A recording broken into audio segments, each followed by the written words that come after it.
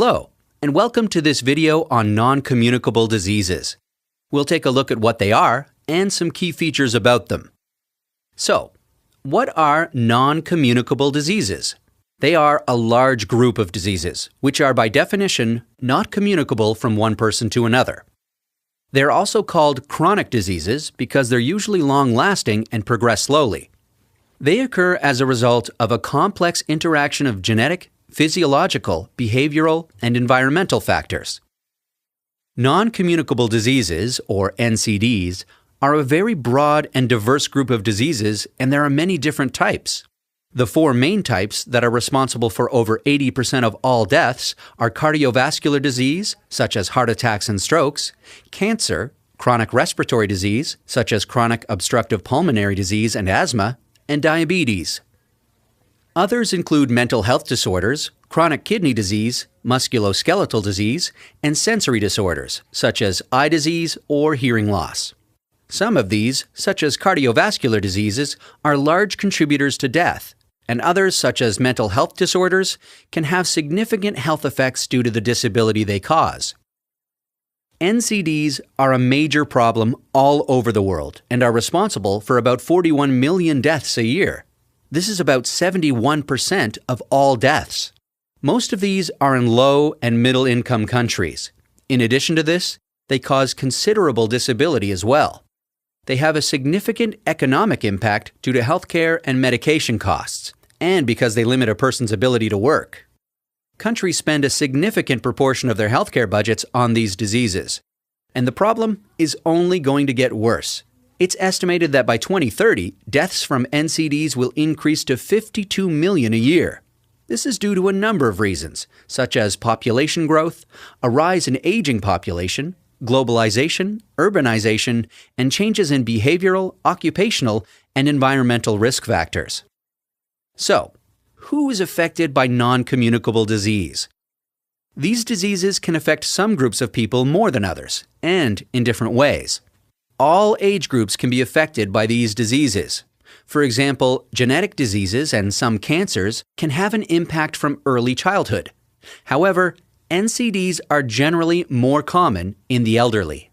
This is because risk factors accumulate over time, and the elderly tend to have coexisting diseases and weakened immune systems. There is an inverse relation between socioeconomic status and NCDs. People with low socioeconomic status are at a higher risk of dying from these diseases and tend to have more risk factors compared to those with high socioeconomic status. NCDs and poverty are also closely interrelated in a vicious cycle. Poverty can lead to increased rates of NCDs, and these diseases can drive people into poverty. Let's take a look at some of the risk factors for non-communicable diseases. There are many risk factors that contribute to the development of NCDs, and these can vary depending on the disease. But broadly speaking, there are two types of risk factors: non-modifiable and modifiable. Non-modifiable risk factors are those that can't be changed by an individual. These include age, sex, and genetic makeup. Modifiable risk factors, on the other hand, are risk factors that can be changed by a person. There are four important modifiable risk factors. These are smoking, physical inactivity, poor nutrition, and the harmful use of alcohol. These behavioral risk factors could lead to or worsen metabolic risk factors, such as high blood pressure, high blood lipids, increased blood glucose, and obesity. It is important to note that the exposure to risk factors can happen over a person's lifetime. It could be during childhood, adolescence, adulthood, midlife, or even before birth.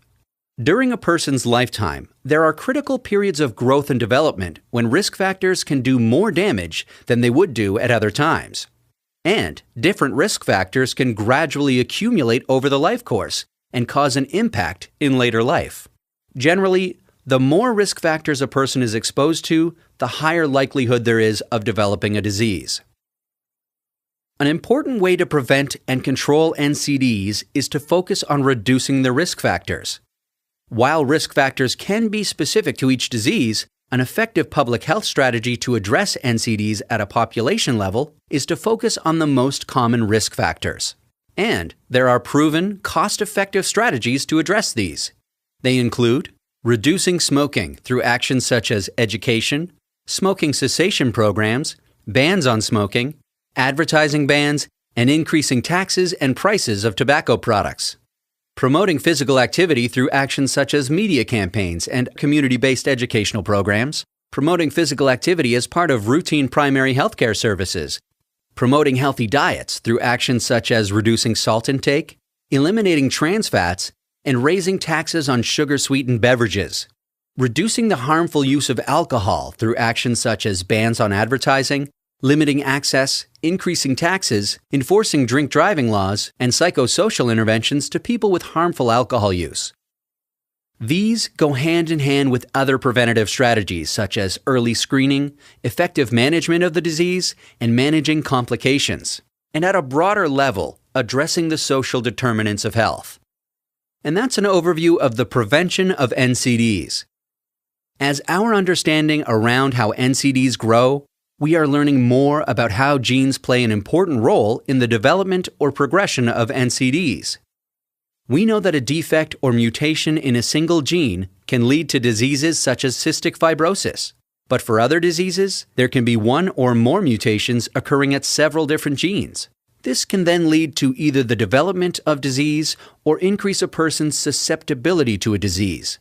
When people who are susceptible to a disease are exposed to other risk factors, such as smoking or environmental changes, they may then go on to develop a disease. In addition to mutations in the genes, there can be differences in how the information stored in the genes is expressed. The study of this is called epigenetics. The link between genes and NCDs is an area of active research and will give us further insights on innovative strategies to prevent and control NCDs. And that's a quick overview of non-communicable diseases and some key features about them. To find out more, have a look at the links below.